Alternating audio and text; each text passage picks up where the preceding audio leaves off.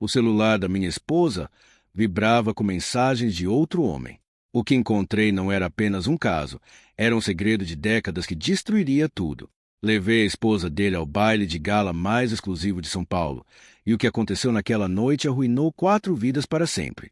Mas a verdadeira reviravolta veio quando descobri que eu tinha um filho que se tornaria minha arma secreta. Meu nome é Henrique Vasconcelos. Tenho 44 anos. Até 6 meses atrás, achava que tinha tudo que um homem poderia desejar. Construí minha vida do nada, abrindo caminho desde um bairro operário da cidade de Tiradentes, na periferia da zona leste de São Paulo, até me tornar um dos capitalistas de risco mais bem-sucedidos da capital paulista. Meu portfólio ultrapassava os 50 milhões de dólares e eu estava envolvido em tudo, de startups de tecnologia a empresas de dispositivos médicos. O sucesso não era só minha profissão, era minha identidade. Conheci Carolina durante um leilão beneficente, 12 anos atrás. Ela tinha 29 anos na época, uma morena deslumbrante de olhos verde esmeralda que pareciam guardar segredos que eu gostaria de passar a vida inteira descobrindo. Trabalhava como coordenadora de eventos para arrecadações de alto padrão, o tipo de mulher capaz de deixar milionários à vontade enquanto convencia a abrir a carteira para causas nobres. Quando ela riu das minhas piadas naquela noite, soube que estava perdido. Nosso casamento foi destaque na revista São Paulo Social. Carolina parecia uma princesa com seu vestido exclusivo da estilista brasileira Marta Medeiros, e eu me senti o homem mais sortudo do mundo ao entrar no salão histórico do Copacabana Palace, no Rio de Janeiro. A lua de mel foi na Toscana. Passamos 2 semanas bebendo vinho e planejando o futuro. Ela queria abrir o próprio negócio de cerimonial, e eu fiquei mais do que feliz em financiar os sonhos dela. Durante 11 anos, tudo pareceu perfeito. Morávamos em uma mansão restaurada no bairro dos Jardins, do tipo que despertava inveja em outros casais bem-sucedidos. A empresa de Carolina floresceu, organizando casamentos e eventos corporativos para a elite paulistana. Viajávamos para a Europa 2 vezes por ano.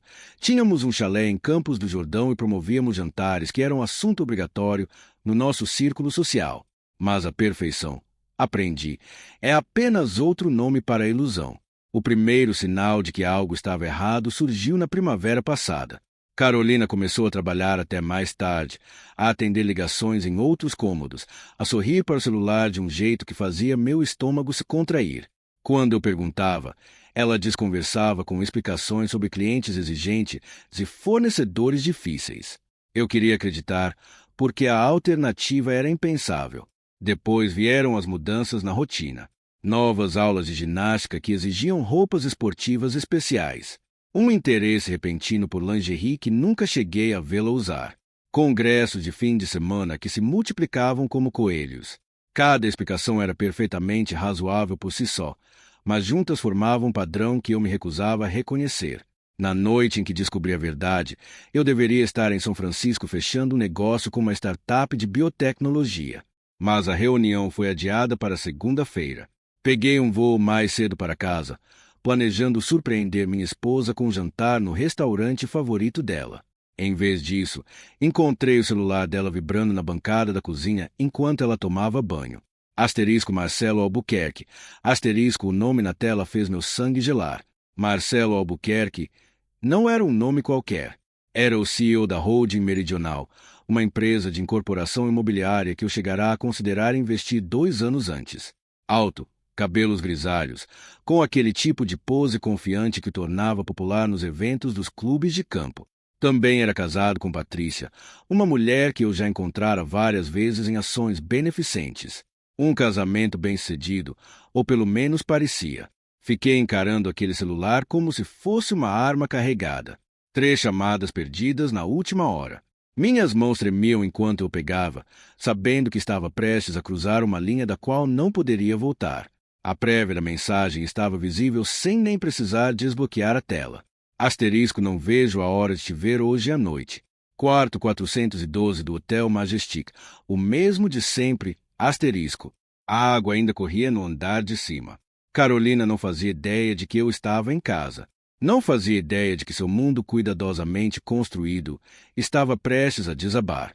Eu poderia tê-la confrontado ali mesmo. Poderia ter subido as escadas e exigido explicações. Mas algo frio e calculista se instalou no meu peito. Construí minha fortuna coletando informações antes de agir. E essa situação não seria diferente. Coloquei o celular exatamente onde encontrara e fui silenciosamente até o escritório em casa. Minhas mãos estavam firmes agora, a memória muscular assumindo o controle enquanto eu abria o laptop e começava a fazer ligações.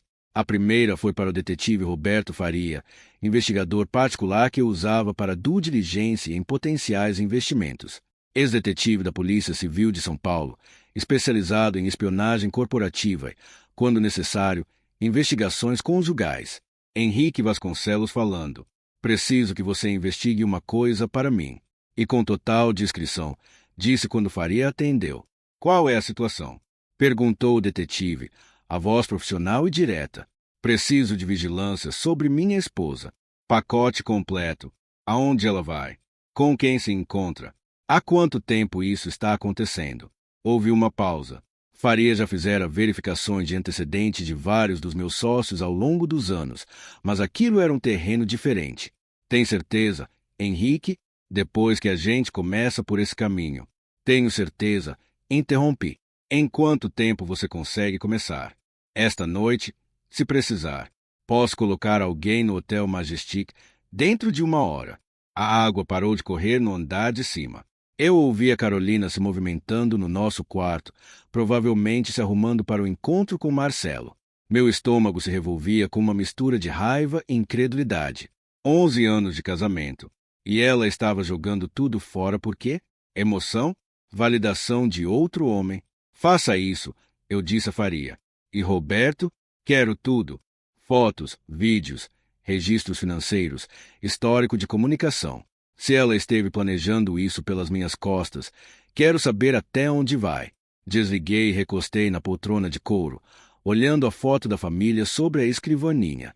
Carolina e eu na festa do nosso 5º aniversário de casamento. Ela com os braços em volta do meu pescoço, nós dois rindo de algo que alguém dissera. Parecíamos felizes. Diabos, eu achava que éramos felizes. Passos na escada interromperam meus pensamentos. Fechei o laptop rapidamente e peguei um livro na estante, me acomodando de novo na poltrona exatamente quando Carolina apareceu na porta. Ela estava um arraso, um vestido preto que abraçava as curvas, saltos que acrescentavam uns 10 centímetros de altura, maquiagem feita com a precisão de uma mulher que queria impressionar alguém. Ah! Carolina exclamou, levando a mão ao peito de forma teatral. Você me assustou. Achei que estivesse em São Francisco. A reunião foi adiada para segunda. Respondi, mantendo a voz casual. Você está linda. Ocasião especial? O sorriso de Carolina vacilou por um instante, mas ela se recompôs rápido. Reunião com cliente. Sabe como a dona Margarete é exigente com o casamento da filha. Assenti, embarcando na mentira dela. Claro. Bem, não vou te atrasar. Acho que vou dormir cedo de qualquer jeito.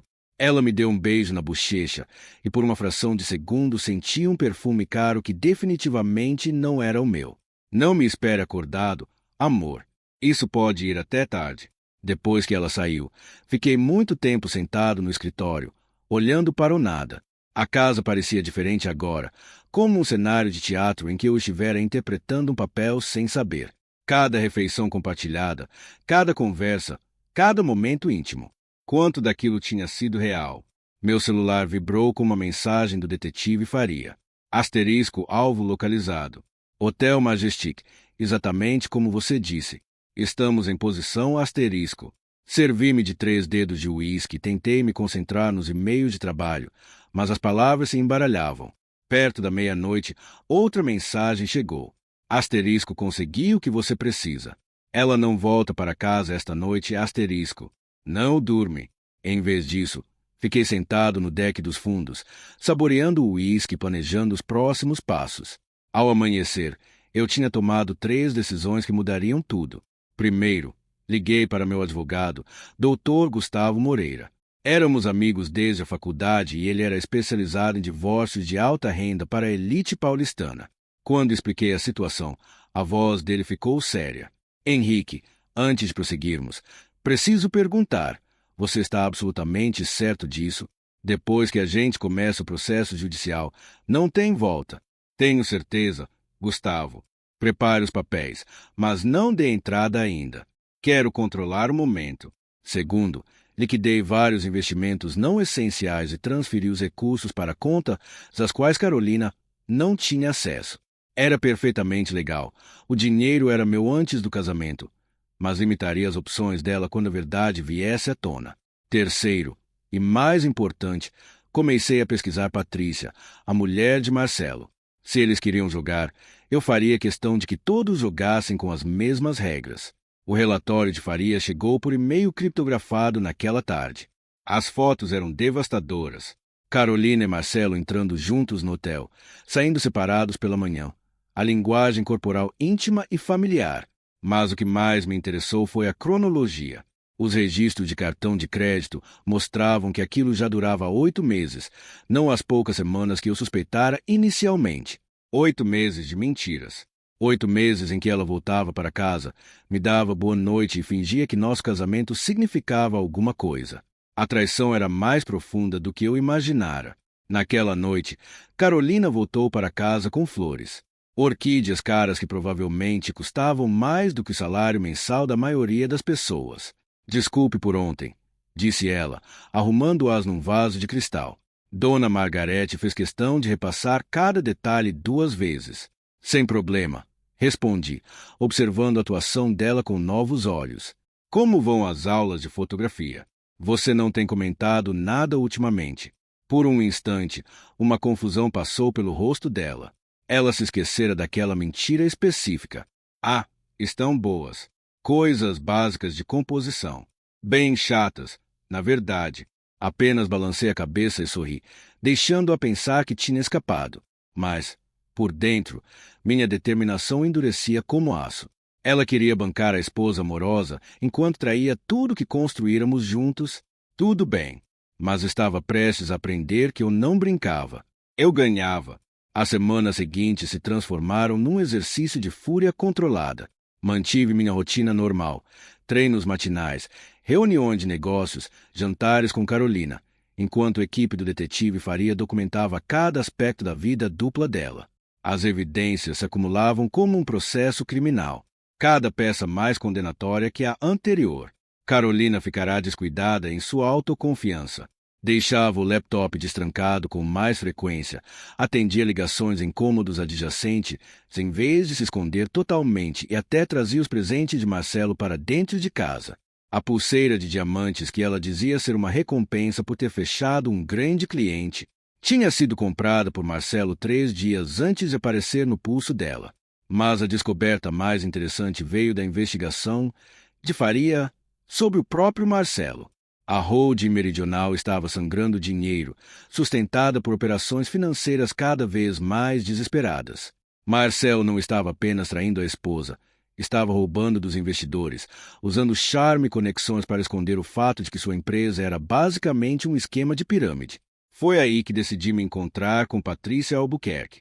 Organizei o encontro num leilão beneficente do Hospital das Clínicas, um evento que eu sabia que ambos os casais frequentariam. Carolina estava trabalhando naquela noite, de forma legítima, pela primeira vez em tempos, coordenando a logística do evento. Marcelo estaria presente como grande doador, bancando um empresário bem-sucedido enquanto sua empresa desmoronava nos bastidores. Patrícia chegou sozinha, explicando a quem perguntasse que Marcelo estava resolvendo uma emergência de negócios. Ela estava elegante em um vestido azul marinho, mas eu percebi a tensão ao redor dos olhos, o jeito como segurava a taça de champanhe com força demais. Patrícia, eu disse, me aproximando durante o leilão silencioso. Henrique Vasconcelos. Já nos encontramos algumas vezes em eventos. Claro, respondeu ela, o sorriso educado, mas genuíno. Como vai a Carolina? Eu a vi mais cedo, garantindo que tudo saísse perfeito. Ela está maravilhosa, menti com tranquilidade. Olha, espero não ser indelicado, mas andei pensando em investir em imóveis comerciais. Sei que a empresa do Marcelo atua nessa área. Quem sabe a gente toma um café qualquer dia para conversar sobre oportunidades. A expressão de Patrícia mudou ligeiramente. Tenho certeza de que Marcelo adoraria falar de negócios, mas, sinceramente, Henrique, a agenda dele está uma loucura ultimamente. Reuniões de emergência, viagens de última hora. Quase não o vejo mais. Ali estava a abertura de que eu precisava. Sei bem como é. Carolina também está trabalhando num ritmo insano. Às vezes me sinto casado com um fantasma. Patrícia riu, mas com tristeza. Exatamente. Marcelo sai cedo, volta tarde, sempre no telefone. Estou começando a me perguntar se o sucesso vale a pena quando custa o casamento. Conversamos por mais 20 minutos, dois cônjuges lamentando a ausência dos parceiros. Mas, por baixo da conversa superficial, eu a estudava, procurando qualquer sinal de que ela suspeitasse da verdade. O que encontrei foi pior do que suspeita. Encontrei uma mulher que vinha sendo manipulada a acreditar que a distância do marido era por causa da pressão no trabalho, não de infidelidade. Ao final da noite, eu plantara sementes da dúvida e me estabelecera como ouvido amigo. Mais importante, confirmara que Patrícia era inocente naquilo tudo, mais uma vítima dos enganos de Marcelo. Caminhando até o carro, senti o peso do que estava por vir. Em breve, 4 vidas seriam destruídas, mas apenas 2 pessoas mereciam. A parte mais difícil da justiça, eu estava aprendendo, era aceitar que pessoas inocentes às vezes ficavam no fogo cruzado. Mas Marcelo e Carolina tinham feito suas escolhas. Agora viveriam com as consequências. 3 semanas de investigação depois, o detetive Faria trouxe uma notícia que me deixou completamente atordoado. Nos encontramos numa lanchonete no centro, longe de olhares curiosos, quando ele deslizou uma pasta parda sobre a mesa de fórmica arranhada. Henrique, tem mais uma coisa que você precisa saber. Não está diretamente ligada ao caso da sua esposa, mas pode complicar as coisas. Abri a pasta e senti o mundo girar. Dentro havia a foto de um garoto de 19 anos que se parecia exatamente comigo naquela idade. O mesmo cabelo escuro, o mesmo maxilar, os mesmos olhos verdes que me encaravam em todos os espelhos. Ele se chama Lucas Vasconcelos, disse Faria baixinho. Mora em Campinas com a mãe, Fernanda Torres. Ela nunca se casou depois que vocês dois terminaram, 20 anos atrás. Asterisco Fernanda, asterisco lembrança me atingiu como um trem. Namoramos no meu último ano de administração em Northwestern, antes de eu me mudar para São Paulo para iniciar minha carreira de investidor. Ela cursava jornalismo, apaixonada e brilhante. Mas nossa relação terminou quando recebi uma oportunidade de trabalhar 6 meses em Londres. Quando voltei, ela já tinha se formado e desaparecido.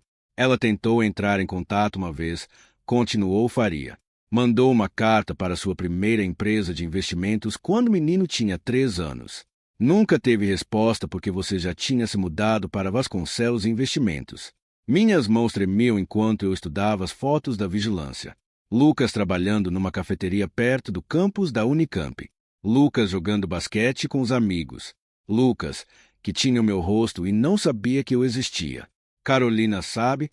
Perguntei. Não há evidências disso. Mas, Henrique, tem mais. O garoto anda fazendo perguntas sobre o pai. Fernanda finalmente contou o seu nome mês passado. Ele está pesquisando sobre você na internet.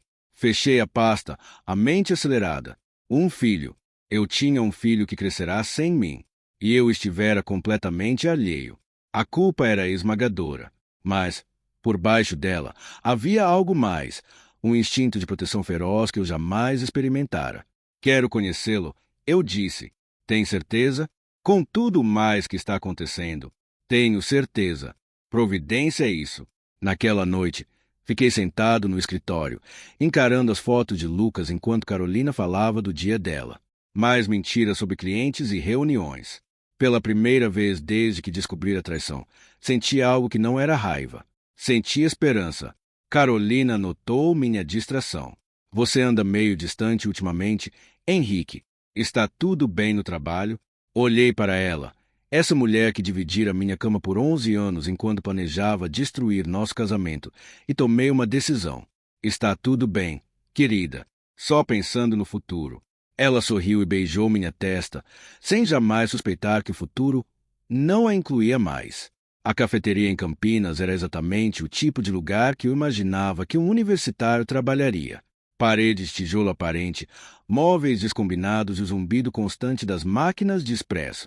Cheguei 30 minutos adiantado, escolhendo uma mesa de canto onde pudesse vigiar a porta sem ser óbvio. Lucas entrou pontualmente às 2 da tarde, como Faria havia previsto. Vê-lo pessoalmente foi como olhar por uma máquina do tempo. Ele se movia com a mesma passada confiante que eu tinha na idade dele, o mesmo gesto inconsciente de passar a mão no cabelo quando estava pensando. Esperei o turno dele começar e me aproximei do balcão com naturalidade. Um café grande, puro, pedi, estudando o rosto dele de perto. Pois não, disse ele, e então hesitou. Os olhos se estreitaram ligeiramente, como se tentasse me situar. A gente se conhece? O seu rosto é familiar. Ouço isso com frequência, respondi, entregando uma nota de R$ 50 por um café de 7. Fique com o troco. Na hora seguinte, fiquei na mesa, fingindo trabalhar no laptop enquanto observava meu filho atender os clientes. Ele era educado, mas não servil, eficiente sem ser apressado. Quando uma senhora idosa derrubou a bebida, ele limpou sem que ninguém pedisse e trouxe outra por conta da casa. Caráter. O garoto tinha caráter. No fim do expediente, seguiu a distância do lado de fora. Ele caminhou até uma praça próxima e sentou num banco, tirando livros da mochila. Pé direito, pelo que pude ver. Garoto inteligente. Aproximei-me devagar. Mãos visíveis, nada ameaçador. Licença, posso sentar? Todos os outros bancos estão ocupados. Ele ergueu os olhos, a mesma expressão confusa cruzando o rosto. À vontade. Ficamos em silêncio por alguns minutos. Por fim, Lucas fechou o livro e virou-se diretamente para mim. Olha, isso é estranho. Você estava na cafeteria. Agora está aqui. Ou está me seguindo, ou essa é a coincidência mais absurda de todas. Eu ensaiara aquele momento dezenas de vezes, mas agora que ele chegará, todas as palavras preparadas pareciam insuficientes. Lucas, meu nome é Henrique Vasconcelos. Acho que precisamos conversar. O reconhecimento o atingiu como um golpe. O rosto dele empalideceu. Depois ficou vermelho, depois pálido de novo. É você, sussurrou. Você é meu pai. Sim, respondi com simplicidade. Sou. Por um longo instante, nenhum de nós falou. Então Lucas soltou uma risada, um som amargo que me cortou. 20 anos, disse ele. 20 anos. E você simplesmente aparece no meu trabalho como se não fosse nada. Eu não sabia, Lucas. Juro. Não sabia que você existia até 3 dias atrás. A raiva de Lucas era crua, compreensível e totalmente justificada. Fiquei ali aguentando, deixando extravasar 20 anos de perguntas e mágoas enquanto turistas passavam pela praça, alheios à conversa transformadora que acontecia entre nós. Quer saber o que é mais doentio? Lucas disse, a voz falhando levemente. Eu inventava histórias sobre você. A mãe nunca me contava nada. Então eu imaginava que você fosse uma espécie de herói, um soldado no exterior, um médico salvando vidas, ou talvez apenas um cara que não sabia de mim. Eu não sabia. Repeti. Lucas, juro por tudo que sou. Eu não sabia. Ele estudou meu rosto por um bom tempo. Mamãe disse que você era ambicioso. Disse que se importava mais com dinheiro do que com pessoas. Sua mãe não estava errada, admiti. Eu era egoísta naquela época, focado em construir minha carreira, deixar minha marca. Achei que teria todo o tempo do mundo para ter família depois. E agora, peguei meu celular e mostrei as fotos que o detetive Faria tirara. Carolina e Marcelo entrando em hotéis, beijando-se em estacionamentos, vivendo uma mentira enquanto eu construía o que acreditava ser o nosso futuro. Agora estou aprendendo que sucesso não significa nada quando as pessoas na sua vida não são quem você pensa. Falei.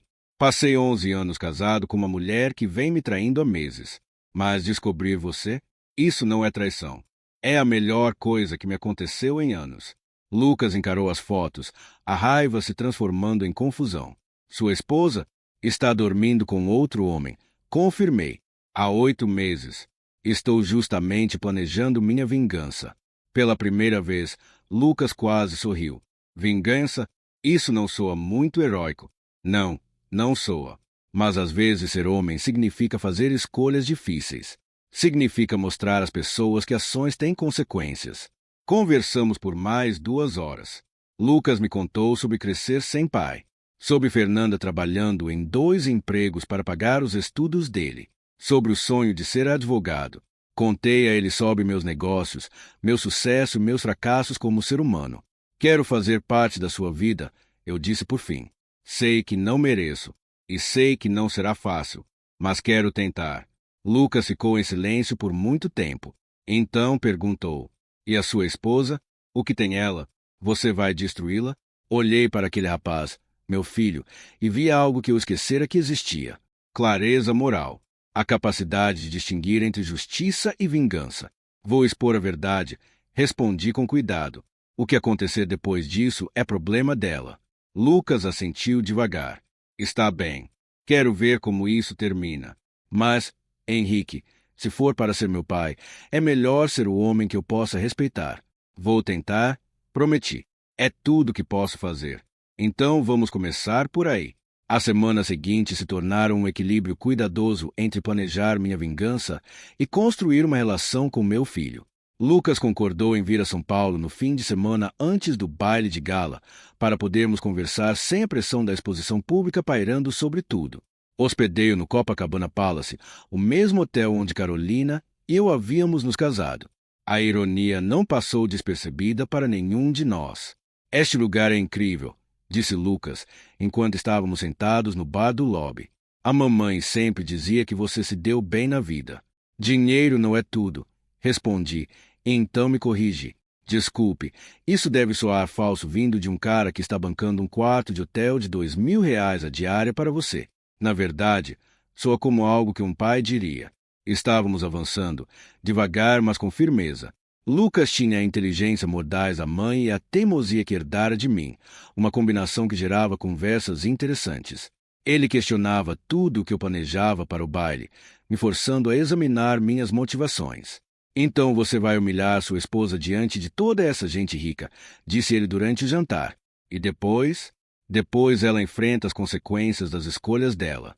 E a esposa do outro cara, Patrícia, quais as consequências para ela? Aquela pergunta vinha me incomodando havia semanas. Patrícia Albuquerque era inocente naquilo tudo, mas ainda assim seria destruída quando a verdade viesse à tona. Às vezes pessoas inocentes saem machucadas. Falei. A culpa é de Marcelo e Carolina, não minha. Mas é? Perguntou Lucas. Você tem o poder de controlar como isso acontece. Poderia confrontá-los em particular, dar a eles a chance de confessar e deixá-los distorcer a história, se fazerem de vítimas. Lucas deu de ombros.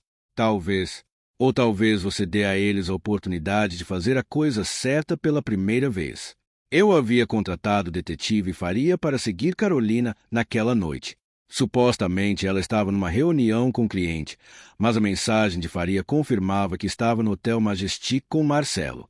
Quarto 412, o mesmo de sempre. Sua esposa está no hotel de novo, escreveu Faria. Acabaram de pedir serviço de quarto. Parece que a noite vai ser longa. Mostrei a mensagem a Lucas, que leu sem expressão. Você poderia ir lá agora, disse ele. Confrontá-los? Acabar com isso esta noite. Poderia, mas não vai. Não, admiti. Quero que eles paguem publicamente. Quero que todos que um dia os respeitaram saibam o tipo de pessoa que realmente são. Lucas terminou o vinho e se levantou. Então é melhor ter certeza de que consegue conviver com essa escolha. Porque depois que trilhar esse caminho, não tem volta. Ele estava certo, claro. Em 2 dias, eu levaria a esposa do amante da minha mulher a uma festa, e o que aconteceria em seguida seria absolutamente brutal.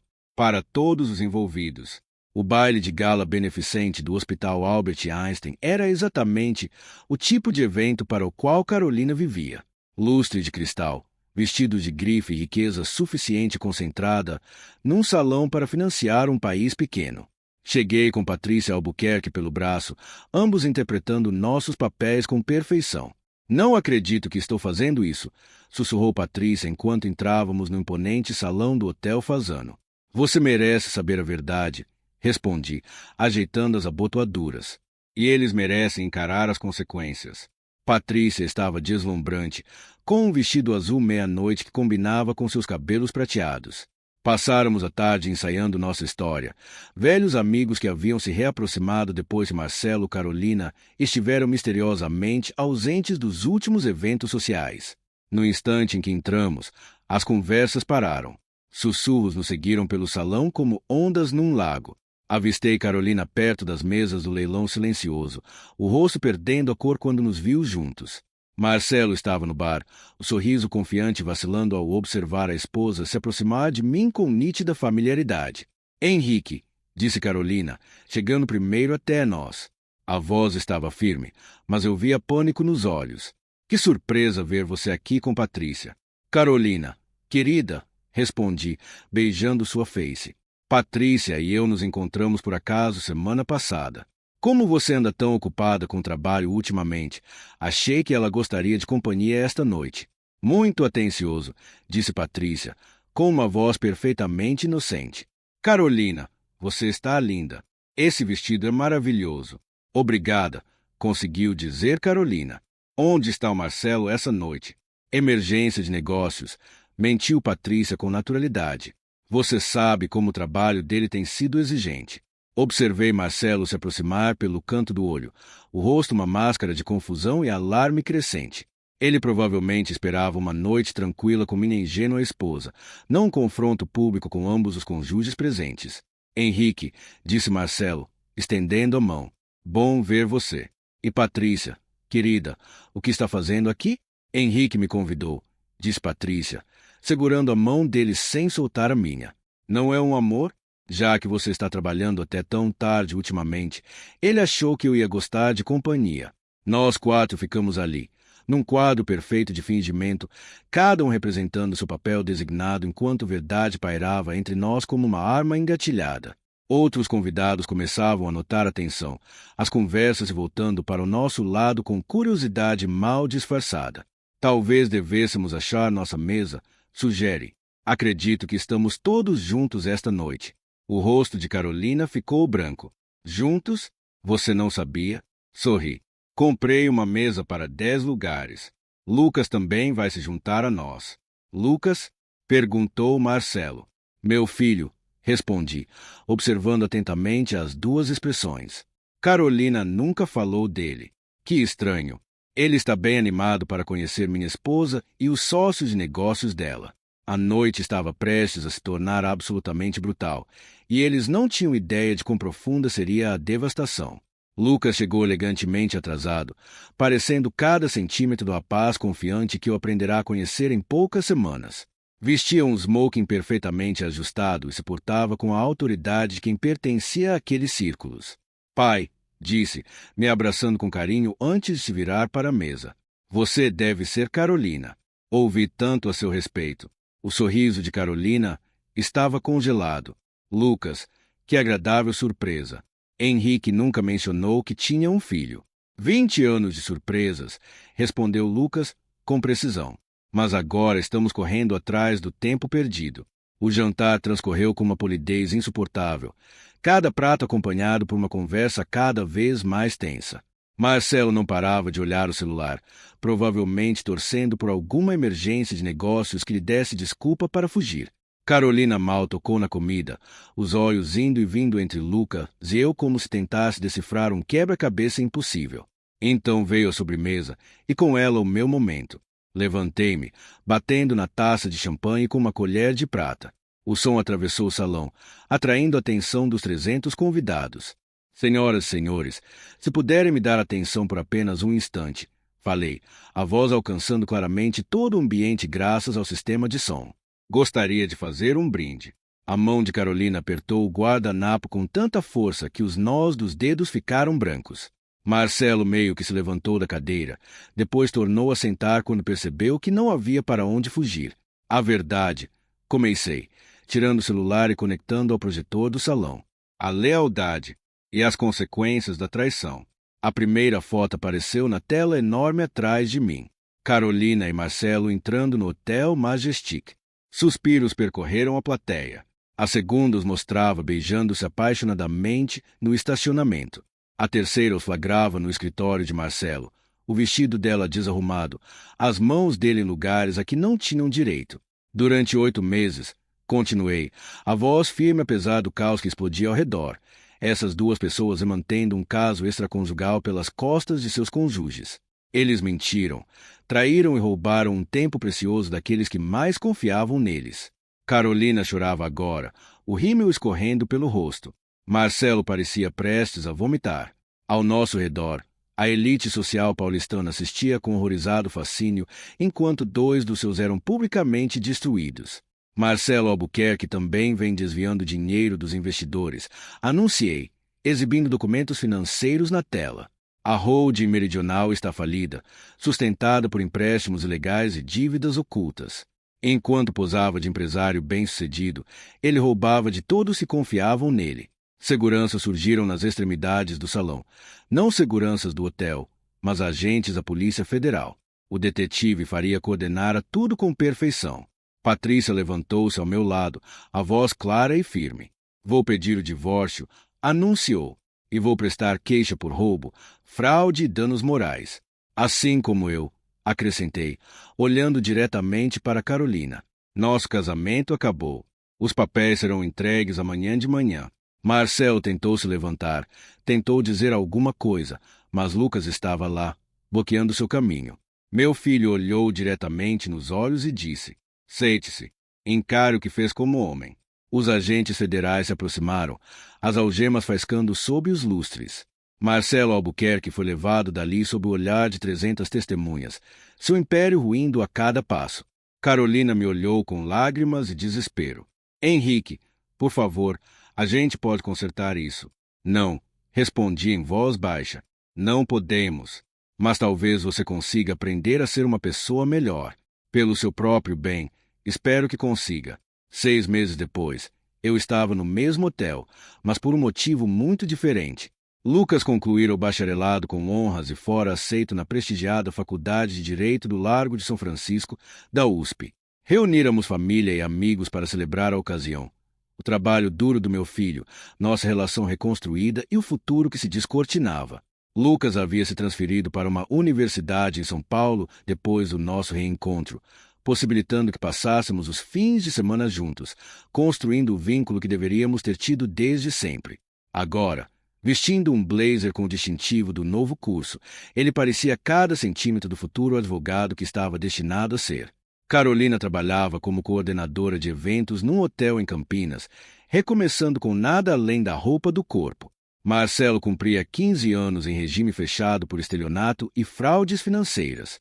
Patrícia se mudará para o Rio de Janeiro e começara uma vida nova com o dinheiro do acordo. Algum arrependimento? Perguntou Lucas, ajeitando as novas abotoaduras, um presente que eu lhe dera para comemorar a aprovação na faculdade. Olhei ao redor do salão, para a família que eu encontrara, a justiça que eu aplicara, a verdade que eu enfim contará. Nenhum, respondi. Às vezes, ser homem significa fazer as escolhas difíceis. Significa mostrar às pessoas que ações têm consequências. E às vezes, acrescentou Lucas com um sorriso, significa saber a hora de parar e começar a construir algo melhor. Ele tinha razão, como de costume. A vingança terminara. Agora vinha a tarefa mais difícil, ser o pai que eu deveria ter sido desde o começo.